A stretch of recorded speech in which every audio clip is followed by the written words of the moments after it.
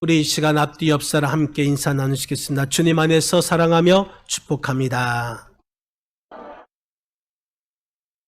우리 다시 한번 따라 하시겠습니다. 예수님은 나의 주인이십니다. 네, 제가 지난주 부흥사회 강당 교류로 인해서 신암교회에서 많은 은혜를 끼치고 왔습니다. 여러분 기도해 주신 여러분께 감사를 드립니다. 그리고 지난주에도 여러분들 많은 은혜 받으신 줄 믿습니다. 앞으로도 여러분 우리 교회를 위해서 더욱더 기도해 주시기를 바랍니다. 한국인의 지성으로서 알려진 문화평론가이자 전 문화부 장관이었던 이여령 박사님을 우리 여러분들은 잘 알고 계실 것입니다. 이여령 박사님은 먼저 기독교에 대해서 서슴지 않고 독서를 내품던 자였습니다. 하지만 지금으로부터 15년 전에 2007년 7월 23일 결국 내가 신에게 손을 내밀었다. 이렇게 고백하면서 세례를 받아서 이 세상을 깜짝 놀라게 했습니다. 이여령 박사님의 목적이 완전히 바뀐 삶은 많은 지성인들에게 충격을 주고 있습니다. 그것은 지성에서 영성으로 하는 그 책에서 자신의 변화를 확실하게 보여주었습니다. 또 이렇게 바뀌게 된 몇 가지 이유가 있었는데 미국에서 국제 변호사로서 잘 나가던 딸 이민아가 정치인 김한길 씨 알고 있죠? 정치인. 그 사람과 이혼을 하고 미국에서 혼자 아들을 키우던 중에 암에 걸리게 됩니다. 또 손자는 주의가 산만하고 집중하지 못하는 자폐증이 심했습니다. 그러던 중에 이민아의 암, 그 딸 이민아의 암이 하나님께서 기적적으로 치료해 주셨습니다. 그러던 어느 날 갑자기 딸이 눈이 안 보이게 되자 한 걸음도 걸을 수가 없었습니다. 그래서 앞을 볼 수 없는 그 딸을 돕기 위해서 미국으로 건너가서 딸을 도우면서 며칠을 보냈는데 이제 주일이 되어서 딸이 교회에 데려다 달라는 것입니다. 이여령 박사님은 어쩔 수 없이 교회에 데리고 갔고 그 교회는 아주 자그마한 교회였지만 행복한 교회였습니다. 그리고 함께 손을 잡고 찬양하는데 이여령 박사님은 자신은 지성으로서 창피해서 손을 못 잡고 찬양을 부르지 못하겠다는 것입니다. 하지만 딸이 옆에서 원하니까 억지로 손만 잡았다는 것이죠. 그리고 기도 시간에 목사님이 기도 제목, 소원 하나를 말하라고 합니다. 여럿이서 함께 기도하면 성령이 이루어 주신다 말씀했습니다. 그래서 무릎 꿇고 처음으로 하나님께 소원을 빌었습니다. 하나님, 저하고 계약 하나 합시다. 만일 우리 딸이 정말 세상을 다시 볼 수 있다면 그때부터 제가 가진 모든 능력, 즉 글 쓰는 것과 입담을 하나님을 위해 쓰겠습니다. 간절하게 처음으로 무릎 꿇고 기도했습니다. 그런데 얼마 후에 기적적으로 딸의 눈이 치료되었습니다. 귀국하여서 서울대학병원에서 그 검진을 받았는데 놀랍게도 완전하다라는 결과를 얻었습니다. 믿어지지 않았고 당황스럽지만 지성인으로서 스스로 한 약속 때문에 교회에 억지로 나가게 되었고 또 교회에서 설교를 듣다가 은혜를 받고 세례를 받게 된 것입니다. 그의 삶이 완전히 바뀌게 된 것이죠. 그래서 이제 영성 훈련에 힘쓰는 이여령 박사님이 2년 전에 자신의 삶, 그리고 마지막이라는 인터뷰를 한 기자와 했습니다. 거기서 예수님을 믿고 구원받은 감격에 대해 말하면서 이렇게 말합니다. 이혜령 박사님은 올해 3월에 초천했습니다. 89세의 나이로. 그가 인터뷰에서 이런 말을 했습니다. 나의 87년의 삶의 모든 것들, 지성, 건강, 돈을 벌 수 있었던 것 등은 다 하나님의 선물이었습니다. 내가 예수님을 믿게 된 것은 소경이 되었던 딸이 완전히 치료된 기적 때문이 아닙니다. 진짜 기적은 병치료가 아닙니다. 왜냐하면 다시 언젠가는 죽기 때문입니다. 진짜 기적은 예수님의 부활입니다. 예수께서 재림하셔서 천국에서 영생을 누리게 된다는 그것이 진짜 기적이기에 하나님을 믿습니다. 라고 말했습니다. 이혜령 박사님의 삶이 완전히 바뀌게 된 것입니다. 여러분, 예수님께서 이 땅에 오신 것, 그것은 우리의 인생을 완전히 바뀌어서 영원한 생명을 주시기 위해서 이 땅에 오신 줄 여러분 믿으시기를 바랍니다. 그렇기 때문에 우리도 예수님을 진짜로 만난다면 우리 삶의 목적을 완전히 바뀌어 주십니다. 여러분, 지금 우리는 예수 그리스도를 우리 주로 받아들였습니다. 그래서 우리는 그리스도 예수 안에 거하게 되었습니다. 그렇다면 우리는 어떻게 신앙 고백을 하시겠습니까? 오늘 본문에서는 사도 바울은 이 골로새 교회 교인들이 가져야 할 믿음에 대한 비전을 제시하고 있습니다. 골로새 교회 교인들은 지금 믿음을 지켜야 하는 치열한 영적 전쟁 속에 살고 있었습니다. 신앙을 회방하는 거짓 선지자들의 교훈과 또한 이단의 공격 속에서 이 그리스도 예수에 대한 분명한 믿음을 가져야 하는 것이고, 그러기 위해서는 믿음이 더욱 견고해야 하며 믿음의 균열이 일어나지 않도록 노력해야 할 것입니다. 그렇기 때문에 이 사도 바울은 말씀, 또 기도 훈련, 또 연단, 그리고 인내의 훈련이 필요하다고 권면하고 있습니다. 그리고 오늘 본문 6절에서도 이렇게 말한 것입니다. 오늘 본문 6절 말씀, 우리 6절을 같이 한번 읽겠습니다. 그러므로 너희가 그리스도 예수를 주로 받았으니 그 안에서 행하되. 그러므로 너희가 그리스도 예수를 주로 받았으니. 그리스도 예수를 주로 받았다. 이 말은 그리스도 예수를 나의 주인으로, 나의 주로 인정하고 받아들이다라는 뜻입니다. 오늘 본문에서 사도 바울은 예수를 주, 그 주라는 호칭을 강조하고 있습니다. 여러분, 당시에 예수님을 나의 주, 주인으로 부른다는 것은 정치적인 도전이고 목숨을 건 행위인 것입니다. 그런데 이 골로새 교회 교인들은 사도 바울이 전한 그 복음을 듣고 예수님을 자신의 주인으로 받아들인 것입니다. 그렇다면 우리의 모습은 어떠합니까? 여러분들은 정말 예수 그리스도를 나의 주님으로 고백하고 있습니까? 여러분들은 예수님을 나의 주님으로 고백하면서 그 예수님께서 나를 다스려 주실 것을 여러분 믿고 있습니까? 그런 고백이 이 시간 있어야 할 것입니다. 우리가 그리스도 예수를 주로 받은 그 믿음의 모습, 그 믿음의 모습을 우리는 보여주어야 할 것입니다. 그 믿음의 모습이 과연 무엇일까요? 오늘 본문에서 이렇게 말하고 있습니다. 우리 6절 말씀, 우리 다시 한번 6절 말씀 읽겠습니다. 그러므로 너희가 그리스도 예수를 주로 받았으니 그 안에서 행하되. 아멘.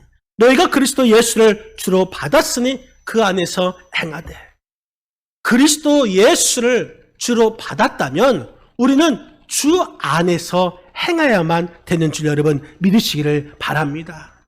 그 안에서 행하되, 이 말은 그리스도를 주로 모신 자답게 살라는 의미인 것입니다. 그리스도 예수를 주로 받은 사람은 그리스도와 친밀한 교제를 통하여서 우리 주님을 닮아야 하는 것입니다. 그리스도 예수 안에서 계속적으로 전진하는 그 삶을 살아야 하는 것이고, 적당한 수준에 머물러 있는 것이 아니라 점점 우리의 신앙이 발전되어야 하는 것입니다. 그래서 믿음의 행함이 우리 안에서 일어나야 하는 것입니다. 어느 한 군종 목사님이 이 전쟁 중에 부상당한 병사들이 수용된 허름한 그 막사를 방문했습니다. 그 막사 안에는 전쟁 중에 부상당한 병사들이 많이 있었고 그 신음소리가 요란스러웠습니다.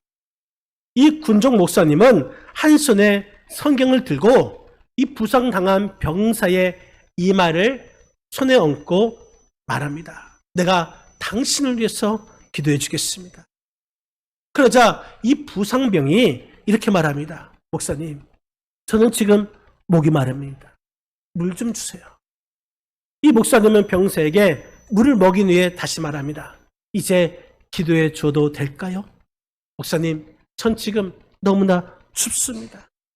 담요가 있으면 저 좀 덮여주세요. 그 목사님은 자신의 옷을 벗어서 그 병사를 덮어주었습니다. 그러자 그 병사가 목사님을 바라보면서 말합니다. 목사님 손에 들려있는 것이 그 유명한 성경이군요. 이제 저를 위해서 기도해 주세요. 그리고 성경 좀 읽어주세요. 여러분, 믿음과 행함, 이것이 따로 놀면 안 됩니다. 믿음과 행함은 따로 놀지 않고 동일선상에서 있을 때에 그것이 진짜 믿음이 되는 것입니다. 그것이 진짜 신앙생활이 되는 것입니다. 예수 그리스도를 주로 받아들인 자들의 모습, 그 모습은 주 안에서 행하는 아름다운 모습인 줄 여러분 믿으시기를 바랍니다. 신앙에 유익을 주는 진리일지라도 행함이 없다면 아무런 유익이 없습니다. 사도 바울은 거짓교훈으로 낙심되며 그래서 골로새 교회를 떠나는 그리스도인 그 자들에게 이렇게 고면의 말을 했습니다. 우리 7절 말씀, 오늘 본문 7절 말씀 읽겠습니다. 그 안에 뿌리를 박으며 세움을 받아 교훈을 받은 대로 믿음에 굳게 서서 감사함을 넘치게 하라. 그리스도를 떠나는 그 자들에게 그리스도 안에서 뿌리를 박으며 세움을 받아 교훈을 받은 대로 믿음에 굳게 서야 한다고 권면하고 있습니다. 여러분, 우리가 신앙이라는 것은 내가 지식적으로 아는 것으로만 부족한 것입니다. 반드시 행함이 필요한 것입니다. 예수 그리스도를 주로 받은 자의 믿음은 행함이 살아있는 믿음이 되어야 하는 것입니다. 내가 알고 있는 그대로 믿는 대로 행하야만 하는 것입니다. 사랑하는 성도 여러분, 그리스도 예수 안에서 믿음으로 행하시는 우리 모든 충북교회 그리스도인들이 되시기를 주님의 이름으로 간절히 축원드립니다. 또한 여러분, 예수 그리스도 안에서 우리는 따라야 할 것입니다. 오늘 본문 8절 말씀, 8절 같이 한번 읽겠습니다. 누가 철학과 헛된 속임수로 너희를 사로잡을까 주의하라. 이것은 사람의 전통과 세상의 초등 학문을 따름이요 그리스도를 따름이 아니니라. 아멘. 그리스도를 따름이 아니니라. 그리스도를 따름. 이 말은 그리스도와 함께 하다라는 의미인 것입니다. 초등이냐, 고등이냐, 초등 학문이냐, 고등 학문이냐, 이것의 기준은 오직 예수 그리스도가 되는 것입니다. 그리스도가 없다면 이 세상적으로 아무리 많은 것을 배우고 고상한 그 삶을 보인다 할지라도 초등 학문에 거할 수밖에 없습니다. 하지만 그리스도가 내 안에 있다면 아무리 유치해 보인다 할지라도 우리의 삶은 고등 학문이고 또 고상한 생활이 되는 줄 여러분 믿으시기를 바랍니다. 여러분 어느 기독교 잡지에 당신은 예수님을 어디에 모시고 있습니까? 라는 그 글이 실린 적이 있습니다. 그 글을 보면은 어떤 성도들은 예수님을 스페어 타이어로 여겨서 자동차 트렁크에 넣어둡니다. 그들은 자신이 인생의 주인이 돼서 살아갑니다. 다만 갑자기 타이어 펑크가 나거나 큰 사고가 생길 때는 예수님을 찾습니다. 트렁크를 열고 예수님 제발 지금의 문제를 해결해 주세요 라는 기도를 한 다음에 다시 트렁크 문을 닫습니다.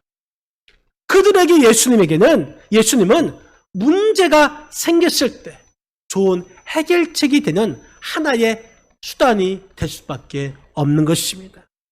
다음으로는 예수님을 보조석, 옆 좌석에 앉히는 성도들이 있습니다. 이들은 예수님을 좀 더 가까이 두면서 때때로 예수님이 원하는 대로 살아가기도 합니다. 그러나 최종 결정권은 운전대를 잡고 운전석에 앉아있는 본인이고 모든 문제의 최후 결정권은 스스로가 쥐고 있습니다. 마지막으로 예수님을 운전석에 앉히는 성도들이 있습니다. 이들은 삶의 최종 결정권을 예수님께 넘겨드리며 자신이 바라는 결정보다는 예수님이 바라는 대로 결정하기를 원합니다. 여러분은 지금 예수님을 여러분 인생의 어느 자리에 모시고 있습니까? 예수님은 비상시에 필요한 분이 아니십니다. 예수님은 우리를 돕기 위해서 비서로서 옆좌석으로 자리 잡고 계신 분이 아닙니다. 우리 주님은 언제나 우리의 인생의 주권을 우리가 맡기기를 원하고 또 우리가 예수님만 따라가기를 원하고 계십니다. 예수님은 세상을 따르지 말고 나를 따르라 명령하셨습니다. 우리는 어쩔 수 없이 이 세상의 한복판에 살고 있지만 이 세상에 산다 해서 결코 세상에 속해서는 안 되는 것입니다. 세상 풍속을 따라서는 안 되는 것입니다. 오직 그리스도의 따름은 진정한 그리스도인의 본분이 되는 것입니다. 여러분 노아를 한번 보십시오. 그가 하나님의 말씀을 따르면서 산 위에 방주를 만들었습니다.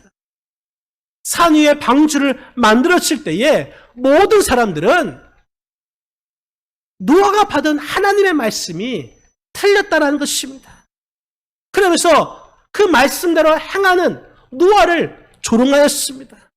하지만 노아는 하나님의 말씀을 따르면서 그 말씀을 순종하였습니다. 여러분 어떻게 됐습니까?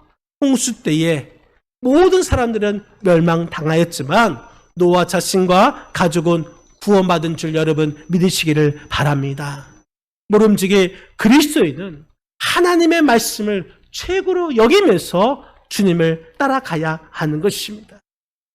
예수 그리스도를 주로 받은 자들은 그리스도를 따르는 것이 최고의 지혜임을 깨닫고 확신을 가지면서 살아가시는 저와 여러분의 삶이 되시기를 주님의 이름으로 간절히 축원드립니다. 또 우리가 그리스도 예수를 주로 받은 자들은 우리가 주 안에서 승리하게 됩니다. 15절 말씀 15절 같이 한번 읽겠습니다. 통치자들과 권세들을 무력화하여 드러내어 구건거리로 삼으시고 십자가로 그들을 이기셨느니라. 아멘. 이기셨느니라. 이 말은 악한 세력에 승리하다라는 의미인 것입니다. 지금 사도 바울은 그리스도의 십자가, 그 십자가는 패배가 아니라 승리임을 말하고 있습니다. 그리스도의 그 승리는 그리스도 예수를 주로 받은 우리 성도들의 승리이고 기쁨인 것을 알려주고 있습니다. 그렇기 때문에 그리스도 예수를 주로 받은 자들은 이 악의 세력을 이기는 그 기쁨을, 승리의 기쁨을 누리면서 살아가야 하는 것입니다.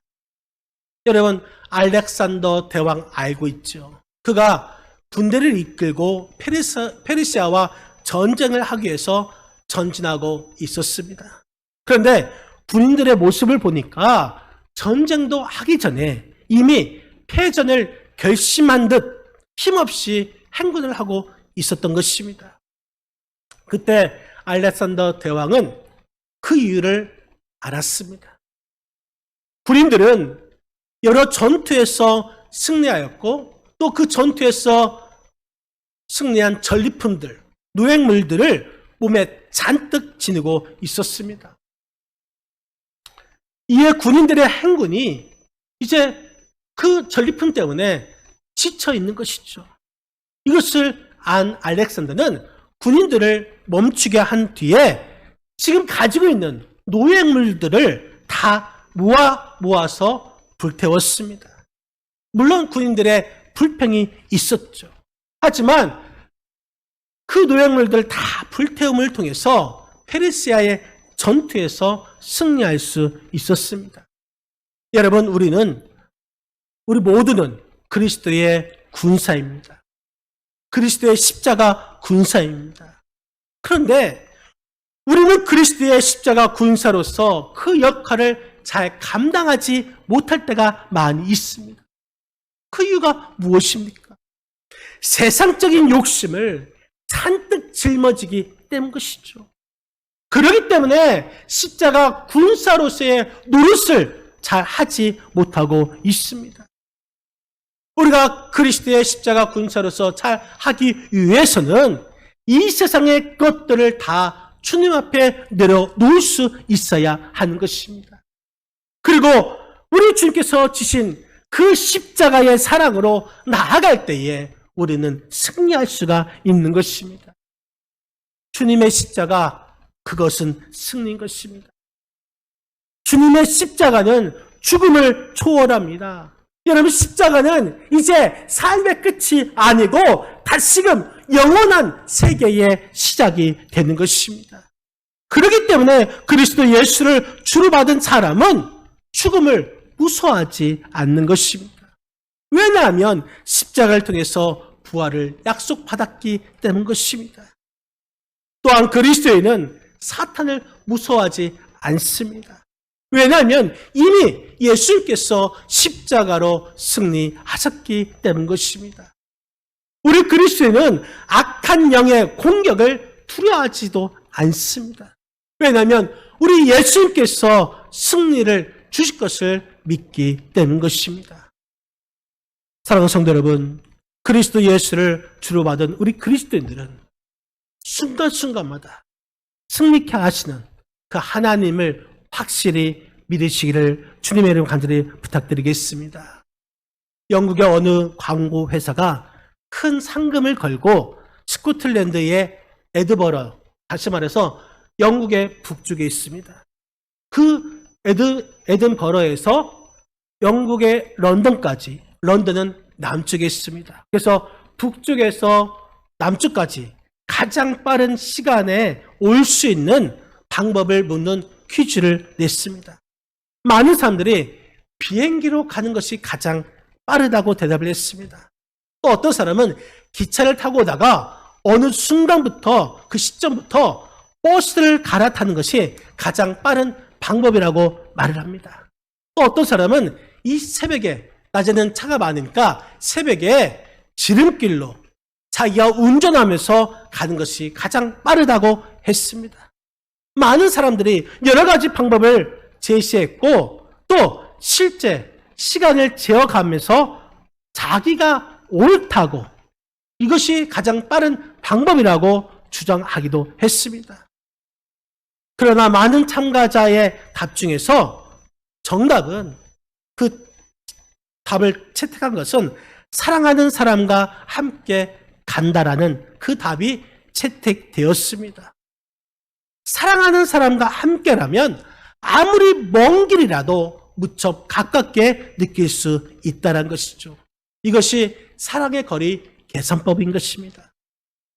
여러분들은 지금 누구와 함께 인생길을 가고 계십니까? 그리스도 예수를 주로 받은 자들은 예수님과 함께 가기에 아무리 멀고 험한 길이다 할지라도 우리가 즐겁게 또한 기쁜 마음으로 가게 되는 줄 여러분 믿으시기를 바랍니다. 그리스도인은 누굽니까? 그리스도인은 예수 그리스도를 주로 받은 사람들입니다. 우리가 예수 그리스도로 주로 받았기 때문에 이 세상이 아무리 힘들고 어렵다 할지라도 우리 예수님을, 그리스도 예수를 나의 주로 받은 확신만 있다면 이 어려움도, 이 힘듦도 얼마든지 극복할 수 있음을 여러분 믿으시기를 바랍니다. 사랑하는 성도 여러분, 우리는 예수님을 믿고 난 후에는 반드시 달라져야 할 것입니다. 그리고 우리 그리스도 안에 예수를 주로 받은 그리스도인들은 정말 그리스도인답게 살아가야 할 것입니다. 어떻게 살아갈까요? 예수 안에서 믿음으로 행하시기를 바랍니다. 예수 안에서 주님만 따라가시기를 바랍니다. 예수 안에서 날마다 예수의 이름으로 승리하시는, 그래서 이 한 주간도 승리의 기쁨을 누릴 수 있는 주 안에서 살아가는 복된 성도들이 다 되시기를 주님의 이름으로 간절히 축원드립니다.